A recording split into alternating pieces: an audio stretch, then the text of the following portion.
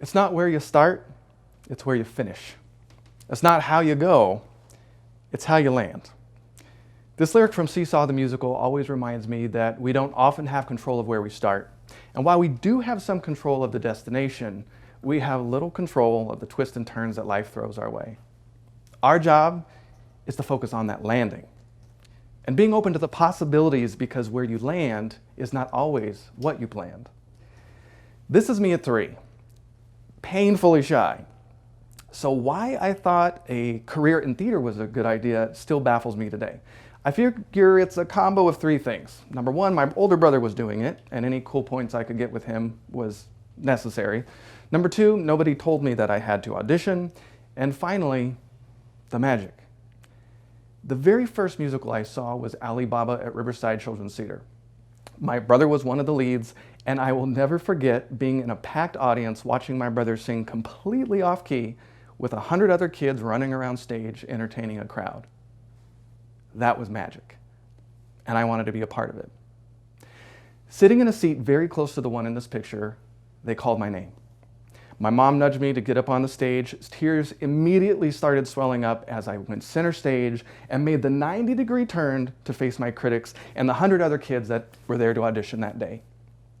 I immediately began to ugly cry through my song, and I glanced over at my mom for moral support.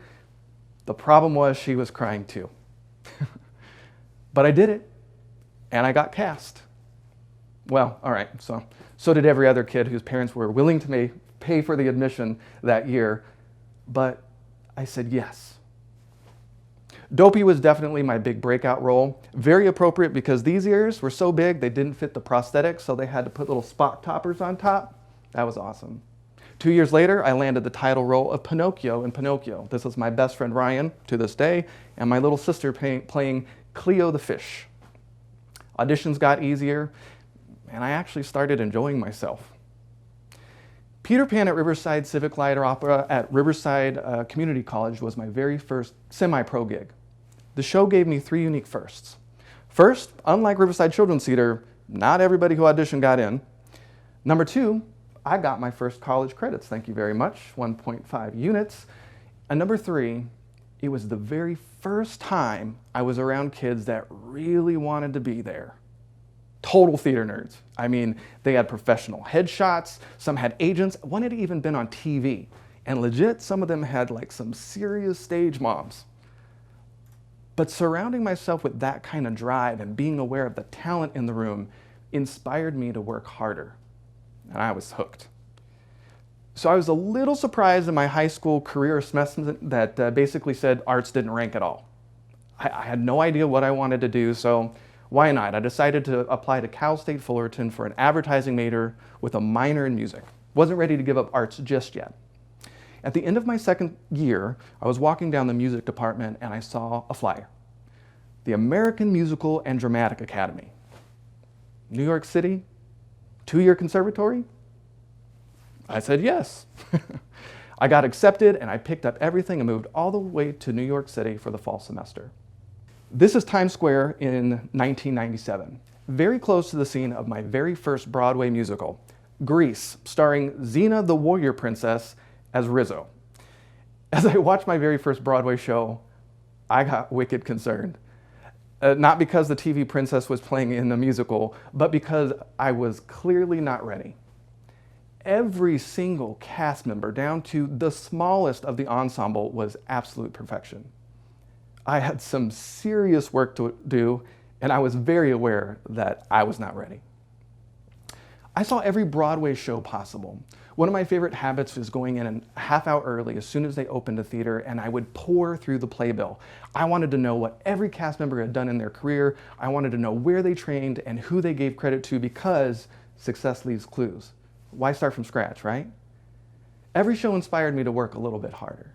I began to sign up for extra classes and gymnastics outside of school. I knew that there was 100 guys right behind me that wanted it just as bad as I did, if not more. And I had to show up and play hard.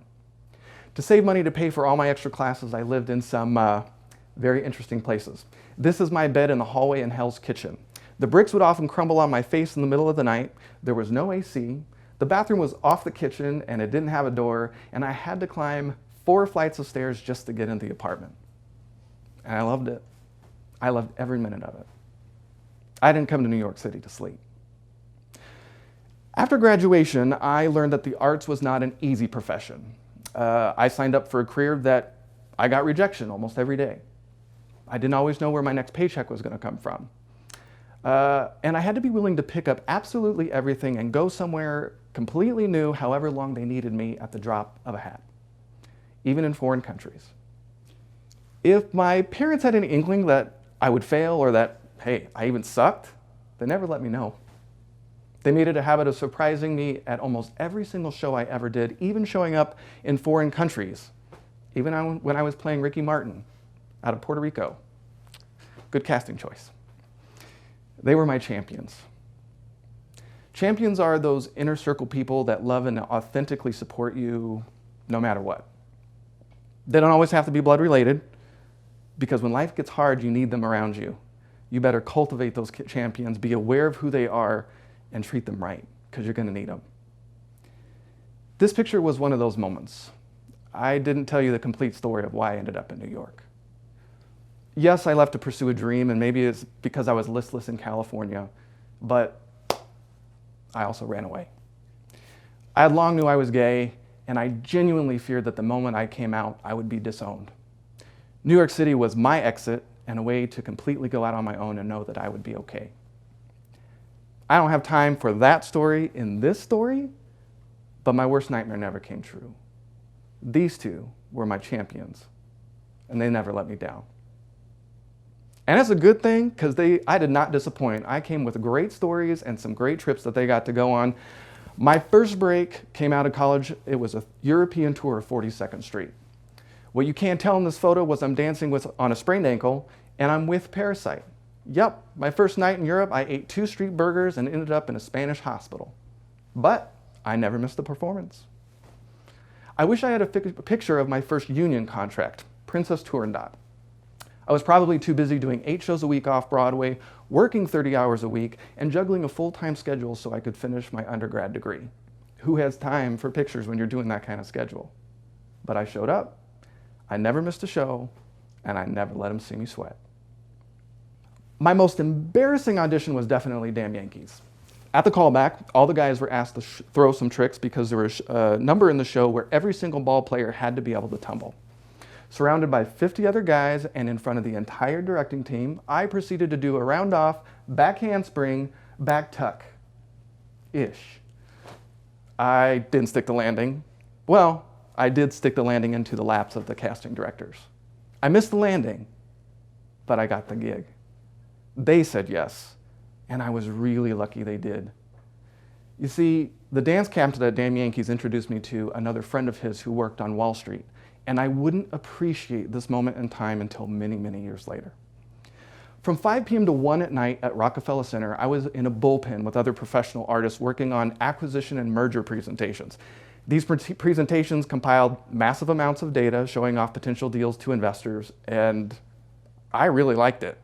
I learned about branding, marketing, corporate due diligence, and data. Creative and a data guy? Unicorn status, right? I know.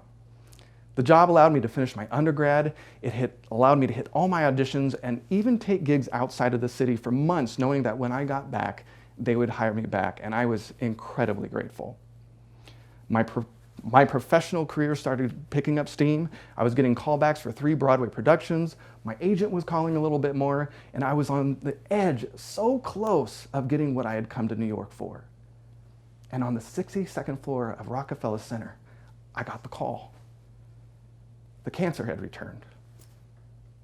Mom was in stage 4, and suddenly it didn't matter anymore. I sold everything and returned to California. My champions needed me this time.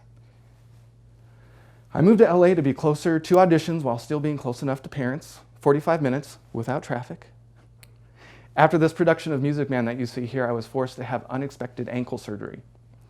Desperate to make the cast of the West Coast premiere of Miss Saigon happen the following season, I did the surgery, I did my physical therapy, I auditioned, and they said yes. one of the most talented casts I've ever gotten to work with. On the first day of tumbling rehearsal, I went down. I went down hard. Prognosis? Back arthritis and a torn disc. Years of not listening to doctor's orders and thinking I was invincible had finally caught up with me. At 28, shift. I didn't have a choice. A decade of building a professional brand, gone, just like that. No time to waste, I immediately began looking for my next chapter. Thankfully, all those skills in New York transferred beautifully. I booked a marketing gig in construction, and within 6 months, Wall Street was calling again. I got the gig. I cleared my background test and was due to start in a week when I got another call back. More like the top secretary meeting with me privately to let me know who the real boss was. Yeah. As a former professional union actor, I like to get paid for drama. I called my pops afterwards, kvetching, discouraged. He let me emotional bar for a little bit, and then he casually stated, "Come work with me." My dad was a flipper.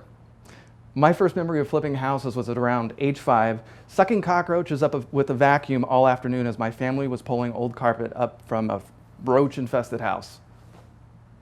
I said yes. The family business had expanded to lending to flippers as well as investor training. Within the first year, we rebranded the company.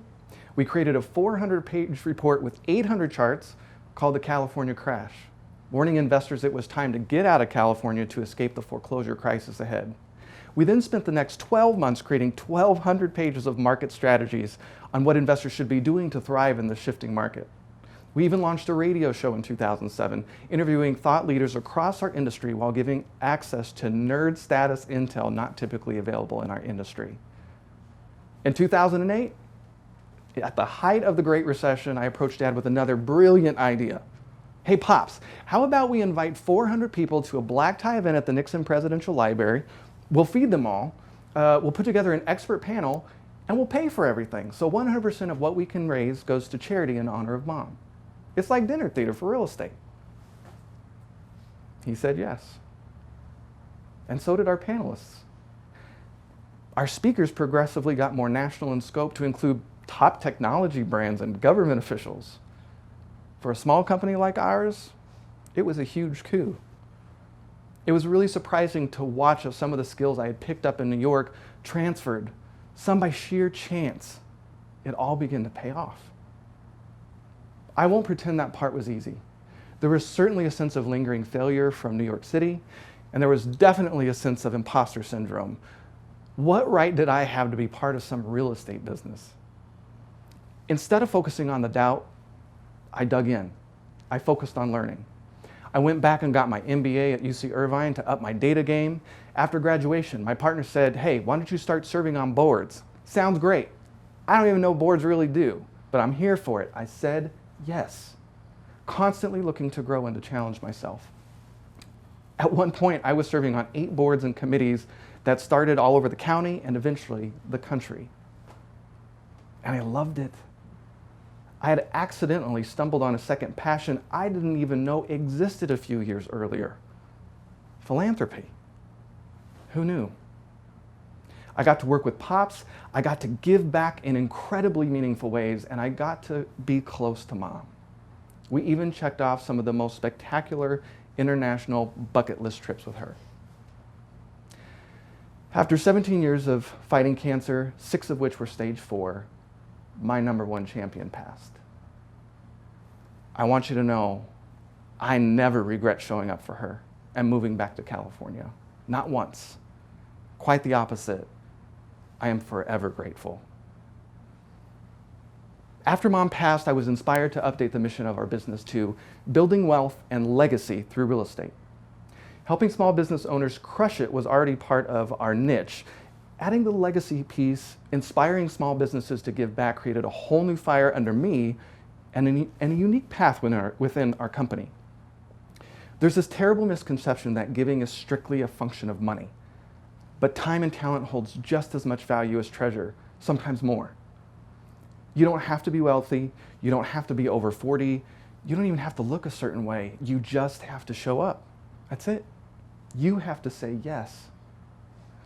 What surprised me the most is giving back actually gave back to me.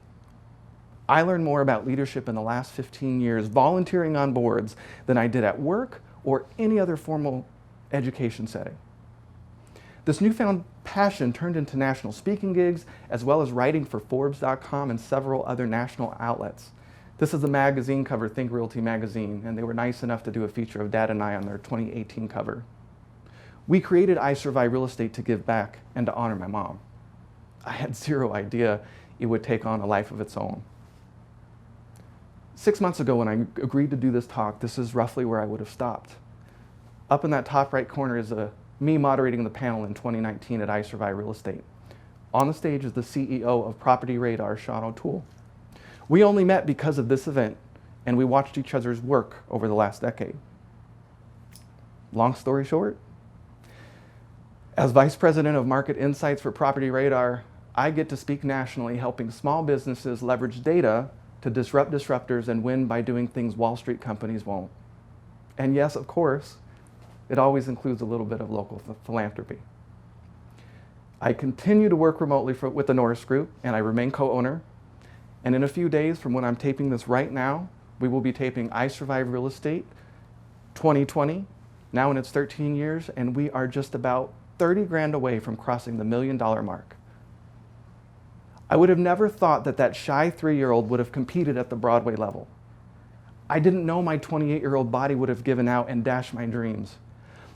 I had no idea playing a ball player and screwing up an audition would lead to a side hustle in New York that would eventually lead me to working for my family business. After coming out, I didn't think I would ever even move back to California. And nobody gave me the script showing me it was possible to find a second passion, and that philanthropy would be the gateway to writing, national speaking, and a career in technology. It's okay to not know where you're going. Please say yes to weird, to interesting, and to scary things. Collect and cherish your champions. Work to find opportunity in every disappointment. And please be generous with your time, your talent, and your treasure. At 43, I'm telling you the lyric is spot on. It's not where you start, it's where you finish. It's not how you go, it's how you land.